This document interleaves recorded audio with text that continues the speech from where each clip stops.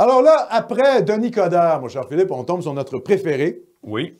Balarama Holness. Ah oui, Alors, moi, ça c'est mon nouveau. Ça, je ne le connaissais pas. Lui. Ah, tu le connaissais pas. Non. Moi, je l'avais déjà vu. Alors, c'est un autre type qui se présente à la mairie de Montréal. Donc, c'est ni Plante ni Coderre. Il y en a d'autres aussi qui se présentent. Bon, enfin bref, c'est des candidatures marginales. Ce type est un marginal. Il n'y a aucune chose à remporter. Alors, un article de 2017 dans Métro. Il y a du racisme implanté dans le béton de la ville de Montréal. Alors lui, c'est carrément, là, il y a une mystique matérielle du racisme. Quoi. Il y aurait du racisme dans le béton. Même Montréal lui-même aurait été construit, tu vois, par le racisme. Bon, c'est l'obsession là, du racisme.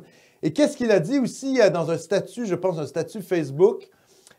Il disait qu'en fait, si le Québec pouvait faire l'indépendance du Canada, eh bien, Montréal pouvait faire l'indépendance d'un Québec souverain. Oui, il est partitionniste. Oui, c'est un partitionniste. Donc, on va partitionner Montréal. Bon, écoutez, les amis, non. Hein, non.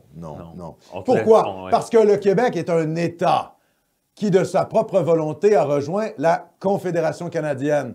Et Montréal n'est pas un État. Montréal est une entité administrative créée par le Québec. Ben oui. Comprenez? Donc, ce type-là essaie de faire des équivalences entre une administration municipale et l'État qui a la souveraineté ultimement de sa décision politique et de son destin politique. Je rappelle que c'est le Québec et c'est l'alliance du Québec avec les autres provinces qui crée la Confédération canadienne et pas l'inverse. Donc, la source de la légitimité, ce sont les États provinciaux qui l'ont. Eh oui!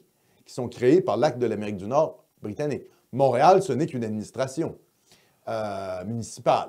Donc, il n'y a aucune forme d'équivalence entre une administration municipale et l'État québécois. Donc, ce type-là, évidemment, bon, raconte n'importe quoi. Hurlu-berlu. C'est un hurlu-berlu, voilà, anglophone, comment je dirais, qui s'entoure de tous les courants un peu racisés, racisme systémique, tatata. C'est la radicalisation des angry phones. Hein? Je rappelle ce qu'est un angry phone. Angry phone, anglophone, angry en colère. Donc, les anglophones en colère. Les gens qui n'ont toujours pas avalé le fait que le Québec était français. Quoi. Ils restent ici.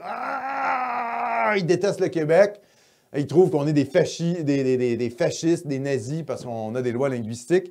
Mais ils ne quittent pas. Ils ne s'en vont pas à Toronto, etc. Donc, qu'est-ce qu'on dit à Balarama? Zoom, zoom, zoom, à Toronto. Voilà mon Balarama. Bon, c'est pas grave, hein? On va le tolérer, mais bon, quand même. Je pense que même sa sociologie serait plus acceptée à Toronto qu'à Montréal. Enfin bref, je pense qu'il n'a pas trop sa place.